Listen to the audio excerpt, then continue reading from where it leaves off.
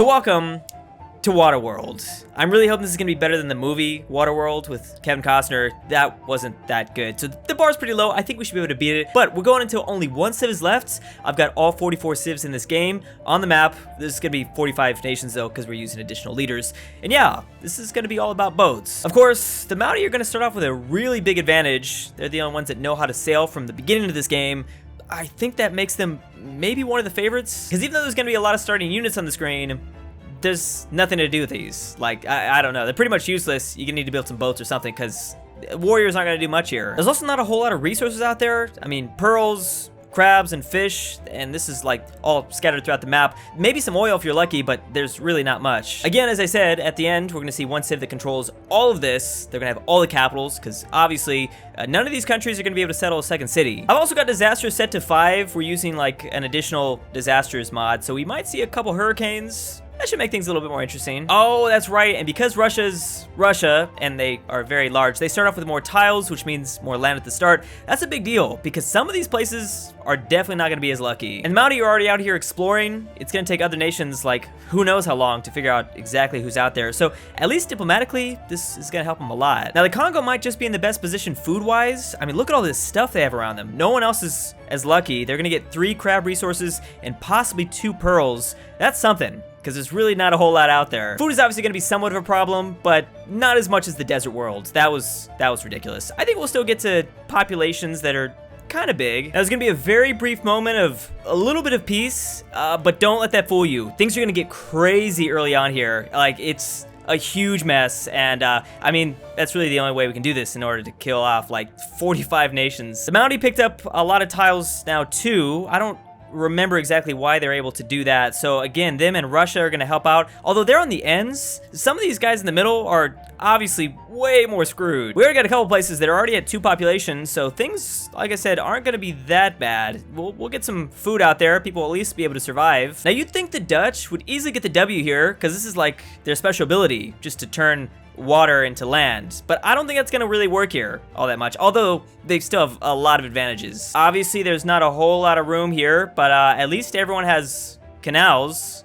Not that that really matters, but I guess ships can go through these islands if they need to. Now, things are gonna be so back and forth for a while that don't get too attached to certain civs having a second city. Well, there goes the first place, because it's very likely they're gonna lose it. I mean, this place is really unstable. The world's gonna be super unstable as of the next like 100 years. Of course, the Mountie already taken advantage of their pretty big bonus right here. Bam! So they're quickly grabbed up 3 cities, because they're like the only one that can go out and easily get this stuff. Already, things are just super chaotic. All right, well, we might see someone get something here. We're getting some places on the edge that's, you know, kind of a big deal. Someone that needs to get out, like Korea, if they grab Istanbul, they get access to the ocean.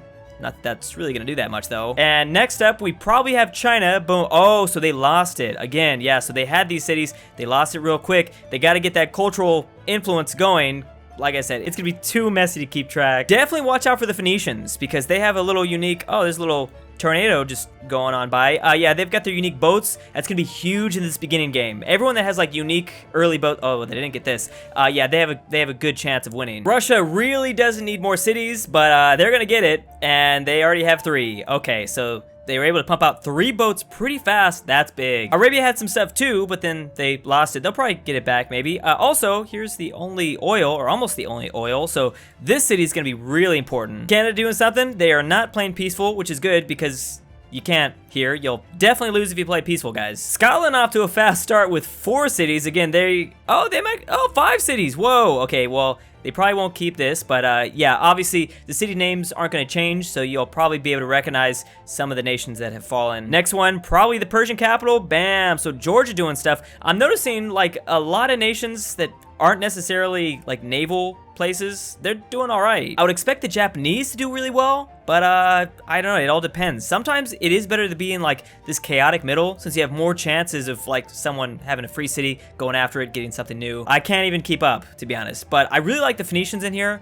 The Phoenicians have one of the, well, I don't want to say one of the largest cities, because actually St. Petersburg's got 5 population, so does the Scythian city. I don't know who else. Oh, we have just a good old war over here. I guess Georgia's just attacking Germany. They're Oh, they might be okay, but yeah, we gotta watch for those too. Everyone now racing for Rio de Janeiro, and oh, okay, Scythia's got it for now. We'll see if she keeps it. We're also gonna want to keep an eye out on harbors, since I can guarantee just about everyone's gonna have one of these. These are crucial for a game like this, especially for like certain civs like Phoenicia. They've got their own like unique little building, so obviously that's gonna help out even more. It is good to see most of the AI is already out fishing for whales or crabs or something like that, so that's going to provide additional food or gold or whatever it is. That's good, because that's really all you're going to get for the rest of the game. Oh no, we lost Australia. Man, I wanted to pick Australia, even though I don't really think they had much of an advantage to win. I wanted to see them win at least once. This world up from the sky is just, it's just wild, because you're constantly seeing cities change hands or people growing, people getting smaller. It's just, oh, it's so bad. I want to say Russia's looking super good right now. There's 2 additional free cities. If they grab this, and of course they got to keep this, and they got the edge, so they don't really have to worry about anyone else maybe attacking them, except for, like I said, hurricanes. The Dutch are at least going to hold on to this second settlement, which is something, because a lot of other places can't even do that. So they've got 6 and 4, not too bad. Oh, you got one more, possibly. Someone else probably gonna grab this. The great battle for Poland has begun, and bam, it's gone to Canada. Who would have thought? Canada here with 4 cities. They had, I think, 5 at one point, but they can always get a 5th one right here. Randomly, we have Scotland taking this area. I don't know how they got a boat all the way out here, but again, this was a German city. I guess, I don't know. There are AIs that are sharing open borders, by the way. I should have mentioned that. That's kind of a big deal. Same thing for the Mapuche. So again, they've got open borders clearly with Scotland, so they grab Madrid. They will definitely lose that though. It's not even close to their empire, so yeah, y'all ain't keeping that. I love seeing this. Look at how many different nations can grab this. They're all like just racing for it. You've got the Zulu here. What are the Zulu doing? Gotta say, so far Japan's been kind of a disappointment. They still have a chance, but at the most, I think they've only had 2 cities at one point. I don't know what they're doing. Their advantages, they got like coastal bonuses or something, I don't know. Even though the Mounties started off really strong, looks like they're slowing down a lot. Like, I don't know exactly what happened. I guess everyone else just caught up. They can now at least embark. The Mountie can still go out into the ocean, but like I said, there's not a lot out there. The Khmer are now out grabbing this city. I don't know. I guess the Mapuche are just letting anyone through their borders, clearly, because yeah, Canada, the Netherlands. All right. Oh yeah, you definitely don't want to go down there. That is messy. So everyone pretty much now has a good-sized navy. Almost everyone, at least. The Phoenicians probably have the best, though. Look at this. Again, they've got a little special boat that's probably more powerful, or they get some sort of special bonuses, and they just built a ton of them. So I would assume, look at all of them just racing over here. Yeah, I'd assume they've got to be the scariest. Scythia, so far with the most cities, she's got 7. Also, Canada just fell. Nice try, Canada. You were doing really good for a while there, but no, didn't work out. Scotland's not too far behind with 6. And I know they have a really large army too. The Mapuche with 5, that's kind of shocking. Russia's still with 5, and I don't really know who's gonna stop them, although they don't really have their winters to keep them safe, so that might be a little disadvantage. Well, at least people are out here trading with each other. They clearly don't mind being like peaceful. There's not a whole lot of like anger, I don't think, in this world. They're just, it's just a battle royale, that's all. I'm not exactly sure what's going on with religion in this game. I've seen this great prophet for a while. I don't think it's really gonna make a difference. I'm just wondering. America was out of it a long time ago, and I don't even know if they had a chance in the very beginning. I thought being in a corner would be good, but maybe that's not the case. Again, another huge race. Everyone just has things over here. The problem is keeping this, because like already Korea grabbed it, but they they're gonna lose it in 3 turns, so that's kind of the issue. So they got to be able to flex enough to keep this stuff, which I mean, they're doing all right, Korea. I think Korea also has something that is going to help them maybe a little bit later in the game. Well, every civ is going to have something that helps them later in the game, obviously, but I'm just wondering for this specific scenario, exactly. There's so many things to remember. I'm not even going to try. I'll let you guys do that in the comment section, though. I'm sure there's people that will remember. I was checking around for wonders in this game, so we do have the Great Lighthouse, which is going to help Russia a lot, at least for now, and they're also building, what is this, the Colossus or something? They're looking like they're really close, so they'll probably get that too. Oh, it looks like Indonesia's going to try as well, but they are definitely not as far along. They probably won't make it. Oh, and they have these like little unique sea tile improvements, things like that. What are these? Oh, that's really nice. So that's the biggest thing, is you don't have any production out here. Oceans don't really give you a whole lot of hammers. They're gonna get some though. Problem is, it might be a little too late for them, because they gotta get around Korea. Korea's surrounding them, and well, they might lose this city. They don't have much of a chance. The Phoenicians unfortunately have a massive navy, but they can't do anything with it. I mean, they can, it's just they're in the unfortunate spot where they can't keep a lot of their other stuff. Oh, look, they got this over here. That is just an unfortunate situation. You're probably not gonna... Well, they might lose it, but they're definitely gonna get it back because no one else can get through this. I guess Russia could technically grab this. No, not really, actually, because look, all the boats are just surrounded. Oh, why'd you do that? Okay, bad move. Russia is doing surprisingly well, though. I mean, they've got tons of ships, even though you would think there's a lot of civs that are doing well that I had no idea would even last longer than a couple turns. Oh, there's a little hurricane. Okay, so the Mapuche are gonna take a little bit of this, but I don't think it's gonna do that much. It can't be that bad. The Bonny are still going, even though they've fallen off. I mean, at least they're still alive. I was gonna say if they didn't even survive to this point, that would have been pretty bad. And they can get something else, maybe.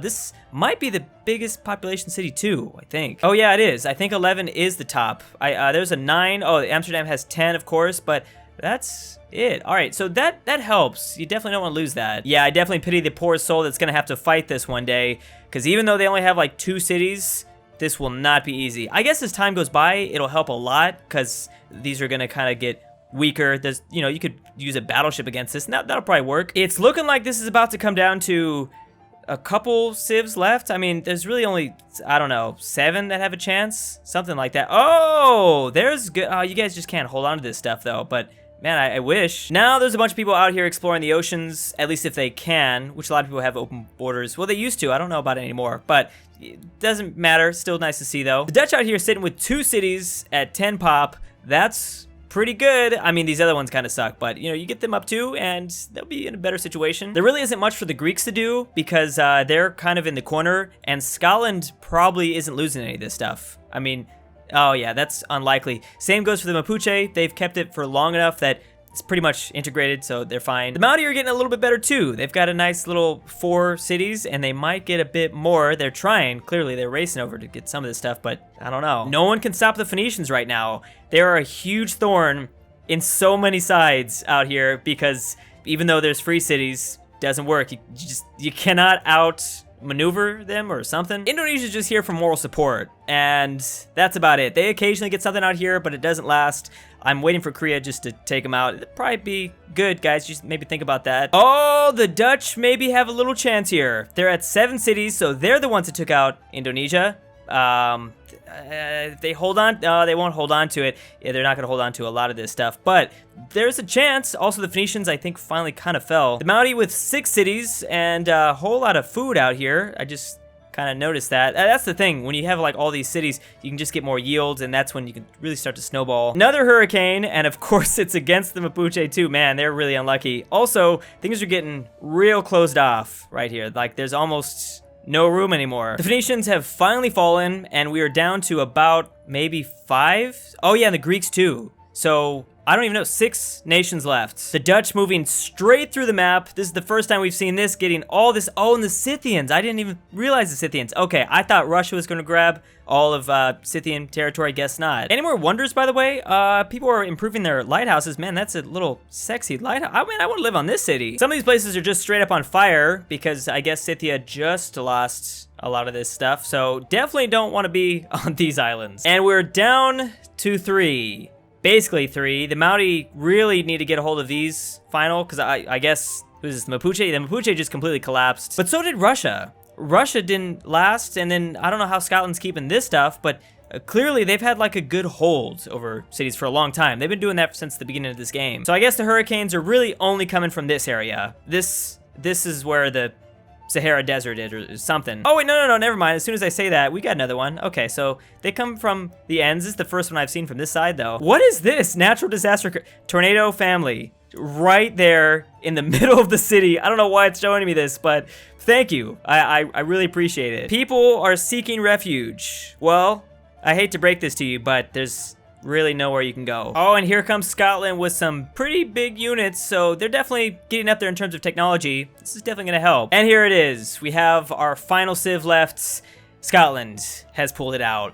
Never expected Scotland, even though they played a really good game the whole time, I would have never guessed Scotland for a scenario like this. It just shows that there are a lot of other variables, I guess. I mean, they started off in a good location, good spot of the map. They were able to hold on to these cities. That was the biggest thing. I think that was the biggest issue, actually. Now they're going and just picking up these final few free cities, and they will take home the W. So I guess that was something. I'm gonna come back and do a desert. No, I did desert world. Sorry, I'm gonna come back and do a snow world. I think maybe a jungle world, things like that. I actually have a couple other ideas. I tried a volcano world. It was actually a little too crazy. I guess you can't do that sort of thing weirdly. But yeah, definitely leave your suggestions down below. And fittingly, the final city to fall will be the Maori, which in the very beginning I thought they would do the best. So it's kind of perfect. Thanks for watching. Big thanks to ElphieC, Eijah Senpai, Ruserification, SwissAargau, Maxy G, Bonny, Famme, Furry, Cruz, MisterPERKELE, CooterDonkey, BradenH, Alfonso M6, Millatime, Mega Fatboy 2.0, The Hentai Lover, Sleeper56, BirthdayDaddy, BallinLikeStalin, lolknight, Thank you.